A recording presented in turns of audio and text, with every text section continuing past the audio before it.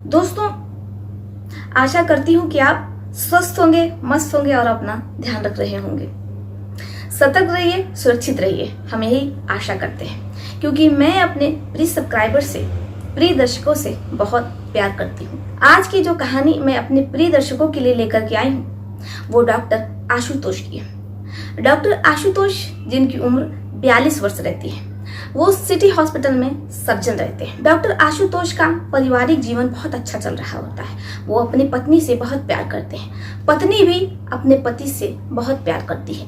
उम्र के इस पड़ाव में पति पत्नी एक दूसरे का सहारा बनते हैं। डॉक्टर आशुतोष जिनकी 2 बेटियां रहती हैं। डॉक्टर आशुतोष जिन्होंने अपनी दोनों बेटियों की शादी बड़े ही धूमधाम से 4 साल पहले ही कर चुके होते हैं। वो सभी जिम्मेदारियों से मुक्त हो जाते हैं। डॉक्टर आशुतोष जिनका एक ही लड़का रहता है, इकलौता लड़का, जो कि डॉक्टरी पढ़ने के लिए लंदन गया रहता है और वहीं से वो अपनी पढ़ाई कंप्लीट कर रहा होता है। डॉक्टर आशुतोष का बेटा जिसकी उम्र 21 वर्ष रहती है, नाम प्रमोद रहता है। प्रमोद जिसे हिंदी भाषा बिल्कुल भी नहीं आती है, वो जब भी अपने मम्मी और पापा को वीडियो कॉल करता है तो सिर्फ इंग्लिश में ही बात करता है। पिता यानी कि डॉक्टर आशुतोष तो अपने बेटे से बातचीत कर लेते हैं, लेकिन जो प्रमोद की मम्मी रहती है रागिनी, उन्हें इंग्लिश बिल्कुल नहीं आती है, इसलिए वो अपने बेटे से बात ही नहीं कर पाती क्योंकि बेटा जिसे हिंदी ही नहीं आती है। जब वो बहुत छोटा रहता है तभी उसके पापा यानी कि डॉक्टर आशुतोष उसे लंदन भेज देते हैं। वो वहाँ हॉस्टल में रह करके अपनी पढ़ाई पूरी कर रहा होता है और ऐसे में वो घर भी कम ही आया करता था, जिससे कि हिंदी भाषा से उसका दूर दूर से कोई लेना देना और कोई रिश्ता नहीं। रागिनी जिन्हें मन ही मन ये बात खाई जाती है, इसलिए वो अब उम्र के इस पड़ाव में इंग्लिश स्पीकिंग कोर्स करने जाती है। रोज शाम के 4 बजे वो अपने कोचिंग जाती है ताकि वो इंग्लिश सीख सकें और अपने बेटे से बातचीत कर सकें। कहते हैं कि एक माँ का हृदय मोम की तरह होता है। एक माँ बहुत विचलित होती है जबकि वो अपने बेटे से उसकी ही भाषा में बात न कर पाए। धीरे धीरे अब जो रागिनी रहती हैं वो अपने बेटे प्रमोद से बातचीत अंग्रेजी में ही करने लगती हैं। अंग्रेजी एक ऐसी टफ भाषा है जो कि प्रैक्टिस से ही आती है। आप में से ऐसे बहुत से लोग होंगे जिन्हें अंग्रेजी समझ तो आती है लेकिन वो बोलने में शर्माते हैं, लज्जाते हैं। कहते हैं कि इंग्लिश प्रैक्टिस है, प्रैक्टिस से ही इंग्लिश आती है। इसलिए मैं एक सुझाव अपने प्रिय दर्शकों को देना चाहती हूँ। अगर आप अंग्रेजी सीखना चाहते हैं तो बोलचाल में अंग्रेजी का इस्तेमाल किया करें, इससे आपकी इंग्लिश जरूर इम्प्रूव हो जाएगी। समय बहुत अच्छे से बीत रहा होता है डॉक्टर आशुतोष और उनकी मिसेस रागिनी का, सब कुछ बहुत अच्छा चल रहा होता है। लेकिन कहते हैं कि कब किसके जीवन में कौन सा पड़ाव आ जाए ये कोई नहीं जानता है। अब जो मिसेस रहती हैं डॉक्टर आशुतोष की रागिनी, वो जिस कोचिंग में जाती हैं अंग्रेजी सीखने के लिए, उसके ही टीचर से उनका प्रेम प्रसंग हो जाता है। और प्रेम प्रसंग जब होता है तो इसके बाद जो टीचर रहता है वो घर भी आने लगता है जब डॉक्टर आशुतोष हॉस्पिटल में होते हैं। लेकिन कहते हैं कि रोज रोज की जो चोरी होती है वो एक ना एक दिन पकड़ा ही जाती है। अब ऐसे एक दिन जो टीचर रहता है वो रागिनी के घर आया रहता है और दोनों ही एक दूसरे के साथ गलत कर रहे होते हैं। तभी जो रागिनी के हस्बैंड होते हैं डॉक्टर आशुतोष, वो घर पर आ जाते हैं। जैसे ही वो अपनी पत्नी रागिनी को उम्र के इस पड़ाव में एक नौजवान लड़के के साथ देखते हैं तो उनके पैरों तले जमीन ही खिसक जाती है।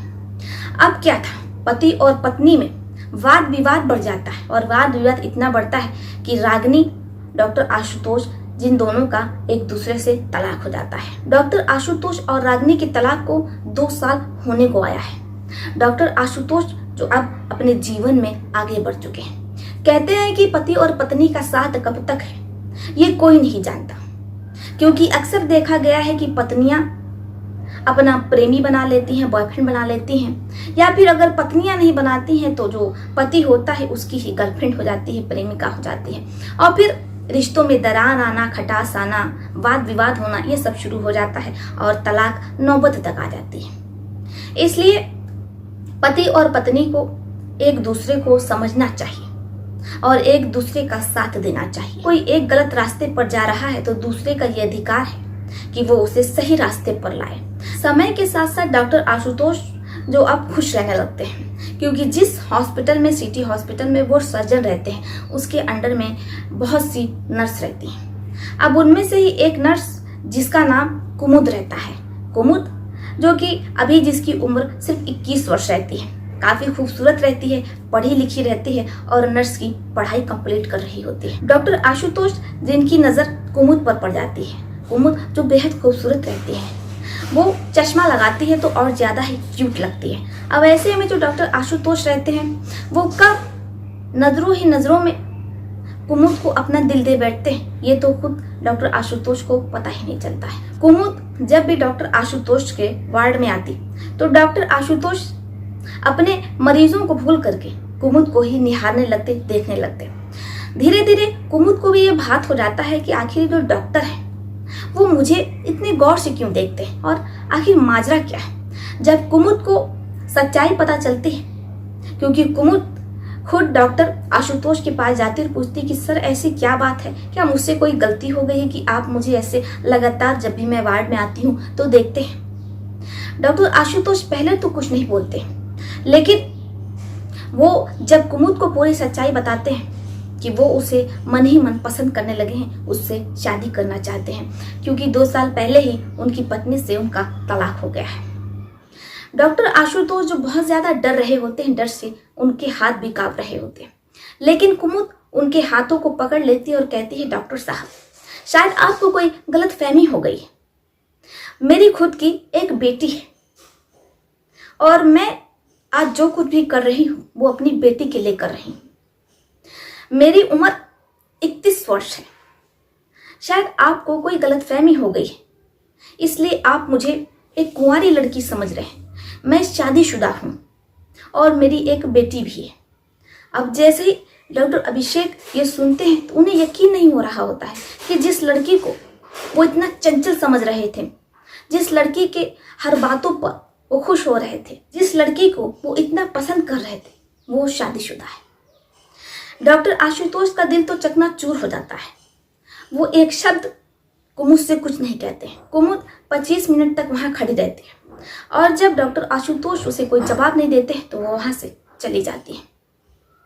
डॉक्टर आशुतोष जो खुद को संभालने की कोशिश करते हैं कि उन्होंने इश्क भी किया तो ऐसी महिला से जो कि पहले से ही शादीशुदा है, इसलिए वो जब भी अब कुमुद उनके वार्ड में आती है तो वो खुद पर बहुत ज्यादा कंट्रोल रखते हैं। वो नहीं चाहते कि वो कुमुद को देखें और फिर से जो उनका मन है, जो उनका दिल है, वो डोलने लगे।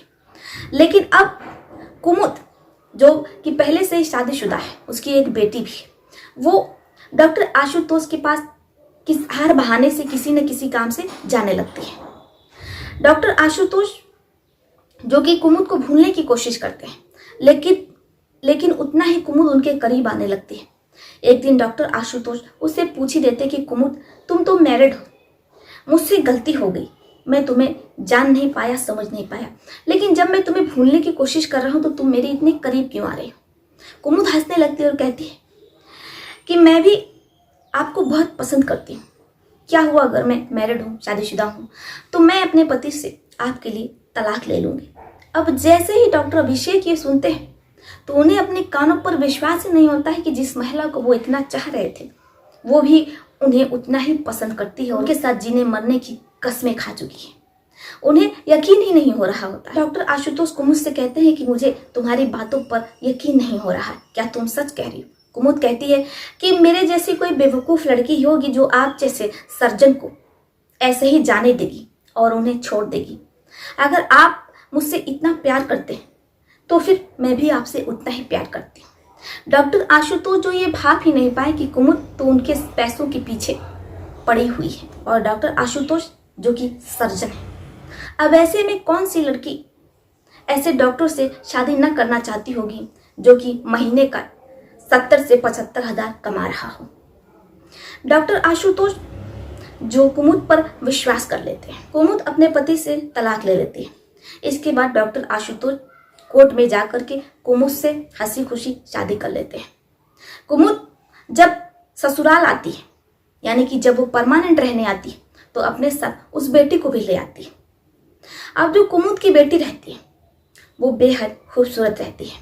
कुमुद, डॉक्टर आशुतोष और उसकी बेटी रेखा के जीवन में तो सब कुछ बहुत अच्छा चल रहा होता है, लेकिन जैसे 1 साल गुजरता है, शादी को 1 साल पूरा हो जाता है, तो अब डॉक्टर आशुतोष जो कि अपनी पत्नी कुमुद में कोई इंटरेस्ट नहीं लेते, बल्कि जो कुमुद की बेटी रहती है वो उसमें ज़्यादा इंटरेस्ट लेने लगते हैं, और इतना ज़्यादा इंटरेस्ट लेते हैं कि एक दिन कुमुद जब हॉस्पिटल में होती है, संडे का दिन होता है, डॉक्टर आशुतोष सुरेखा के साथ गलत कर देते हैं। सुरेखा को कुछ समझ में नहीं आता है कि वो करे तो क्या करे।